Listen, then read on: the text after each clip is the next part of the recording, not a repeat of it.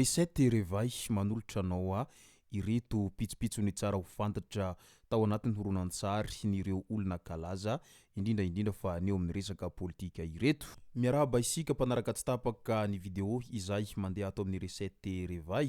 Azadino ny milaiky ny vidéontsika ary tsarovatrany ny miabone amin'ny chaîne antsika mba ahafahanao manaraka tsy tapaka ny vidéo izay lefanay eto amin'ity chaîne ity. Henoy tsara ity hafatry ny rapetsam-bava ity mahakasika ny fahitana ny zava-misy eto amin'ny tany sy ny firenena amin'izao ankehitriny izao. Andao ary hoarantsika ity horonan-tsary izay nataony ity. Miarabantsika mpiray tanindrazana amin'izao arivarivo izao. Za dia mialatsiny aminareo fa ny zavatra lazaiko dia tsy maintsy zavatra somary mampatahotra kanefa tsy maintsy lazaina le izy ahafahantsika mba ho tonga saina amin'izao toetra raha misy izao. Ny vaovao farany eny mikasika an'le zavatra nolazaiko hoe ny Amerikanina nisy émissaire Amerikanina tonga tany Madagasikara, ny rangia Donald Trump mba handraisan'ny Madagasikara andreo immigré illégaux izay criminel. Mariako tsara tia immigré illégaux criminel no roan'i Trump miala amin'ny firenena Amerikanina. Efa nandroka marobe izy ary any Salvador no nandefasany ny akabeazan'ireo sud-américain criminel, zany hoe ina hoe criminel, dealer, mpivarotra drogy, mpanolana, dia efa 70,000 nalefany any Salvador. Any Salvador misy ny fonja lehibe indrindra eto ambonin'ny tany, olona 70,000 personnes no lasa any. Amin'izao fotoana izao tsy afaka mandray intsony Salvador satria efa be loatra, zany hoe tsy navelany irenireny zany le olona fa nitazominy ao anatin'ny fonja. Dia alay fisara-tsaina amin'izany raha hoe raha andray an'izany Madagasikara criminel vakio tsara le tatitra nataon'ireo mpanao gazety vahiny ireo fa olona tsy nilain'ny Trump ireo, tsy ny immigré illégaux rehetra akory no diadavan'ny toerana misy azy. Zay immigré illégaux tsy criminel naveriny fotsiny any amin'ny firenena satria manaiky andray azy amin'ny firenena ny alan'ireny olona ireny, fa ny criminel kosa no lavon'ireny firenena ireny dia tsy noraisiny. Izay no mahatonga ny Trump mitady vahaolana aingana handefasana an'ireny. Madagasikara amin'izao fotoana izao isan'ny fantany hoe tany malalaka ary mbola azo anaovana an'izany. Dia raha nitatitra azo amin'izao fotoana izao ataoko conditionnel ity resaka ity, mbola conditionnel fa raha nitatitra azo dia efa nanome akoro raha mika,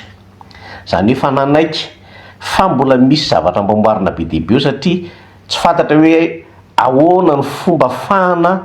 manatanteraka amin'ny ara-dalàna, satria azo avadika amin'ny ara-dalàna daholo na zavatra tsy misy dikany ary.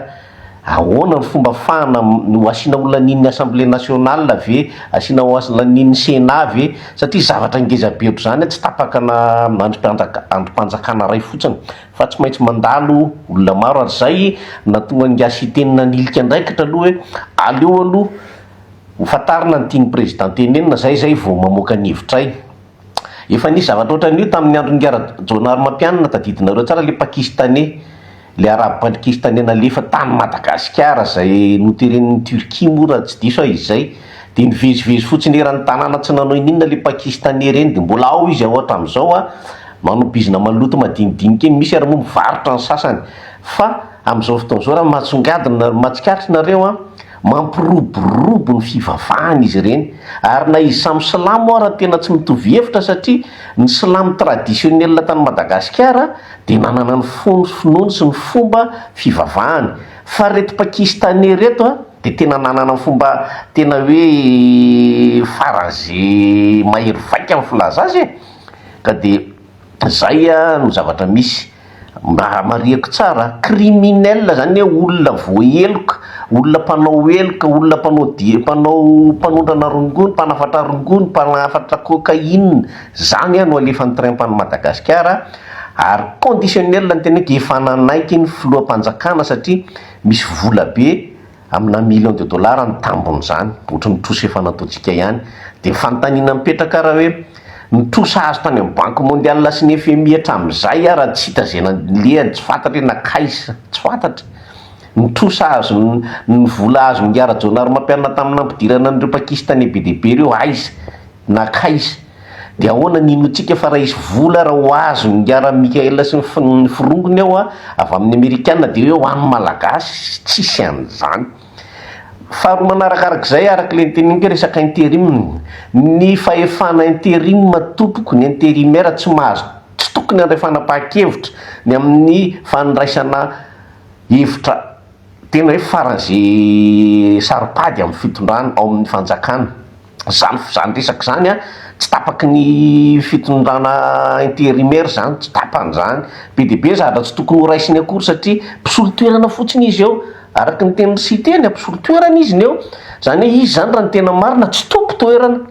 de zao nefa izy nareo fanendrena nataon'ireo ara zany de tsy ara-dalàna daholo reo olona nanaovana vaky-balina tamin'ny fanomezana fahefana reo tsisy ara-dalàna daholo reo satria ny fitondrana par intérim tompoky tsy mahazo manindrinendriny tsy mahazo mamoaka lalàna tsy mahazo nanao ninninina zany hoe voafantriky ny zavatra nataony ihany izy ireo ary za zany raha ny analyse tsotsotra tiako tenenina aminareo de hoe efa tsinjotsinjony reto siteny sy rigasika raha sy nanamoaka resaka hoe intérim ty zavatra ty efa tsinjotsinjony fa ivadika horeo de izay mahatonga azy tonga de narosony aio ane tsy teteza mity izahay tsy teteza mity fa fitondrana par intérim zany hoe fatany zany fa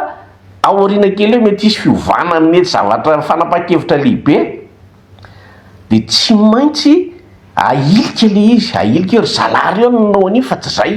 satria na tiana na tiana isy fiandraikany any amin'ny fifidianana isy fiatraikany amin'ny vahoaka malagasy ka eto de manao antsoavo marina ho afa ny teneniko be dehibe ianareo mitafika ny antsoa hoe ahoana raha ny tokony atao fa zao mila firaisankina ny tafika sy ny vahoaka ty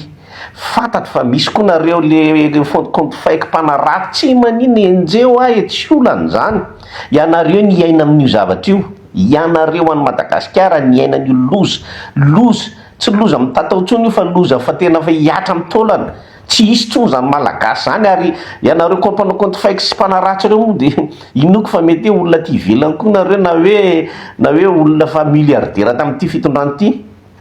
fa raha tsy zany de tena malahelo mieritreritra hoe aiza ny tena fatakaranareo zavatra aiza zany ny fitiavanareo ny tanindrazanareo aiza le fanatisma tena hoe de tena manohana anjamba fotsiny an'ity fitondrana jilamboty ty ve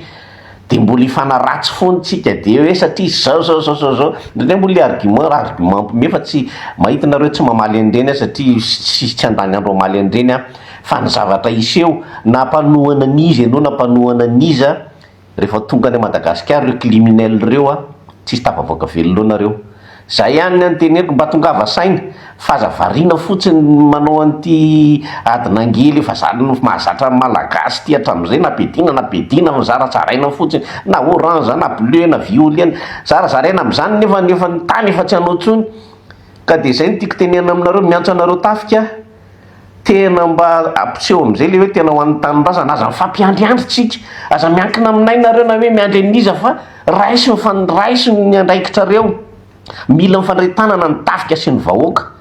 ianareo général be dehibe reo oingany ka jo général tena miravaka kapisily tsisy lavanazy fahafahambaraka ho anareo zao zavatra misy zao fahafahambaraka ny fampidirana andreo miaramila Wagner Rosianina miaro anga Mikael reo aiza zany le valeranareo tsisy na menatra ane reny journée an'ny manam-boninahitra nefa ndrisy mitazatazana ire lavitra ery fa le malagasy kely mba mody miazakazaka kely ery ka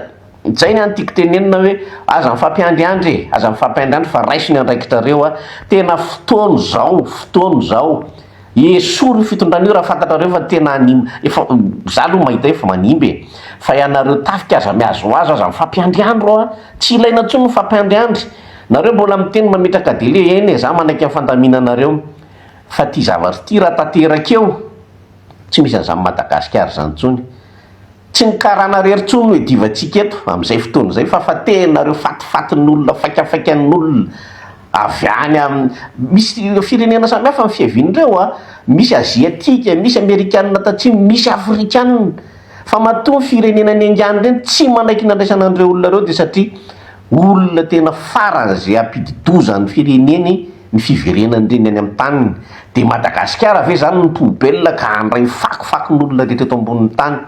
Zay no tiako tenenina moa tsotsotra aminareo androany efa tsy aloalika ntsony ny ranombary fa efa tena tenda. Fa raha ny information farany azoko de nanaiky nga Mikael, de mitady zay fomba rehetrarehetra anamboarana ny sain'ny olona, anamboarana ny resaka any amin'ny assemblée sy ny karazany. Ka de tsy haiko aloha hoe anaiky very nga asiteny satria somary nanipinipy baolina ihany nga asiteny tamin'ny ray nandray andreo Amerikanina reo, satria fantany fa zava-dozy zany raha izy. Ka de zay ny teny tsotsotra kely lazaiko androany, zay fa de mahereza daholo tompoko. Izay no masaka azona roso tao anatin'iny vidéo iny tompoko lahy sy tompoko vavy, misaotratsika rehetra nanaraka an'iny vidéo iny hatramin'ny farany. Aza dino ny milaiky ny vidéo antsika ary tsarovatra trano ny miabone amin'ny chaîne antsika mba ahafahanareo manaraka tsy tapaka ny vidéo zay lefa nahito isan'andro. Mankasitraka hatrany tompoko.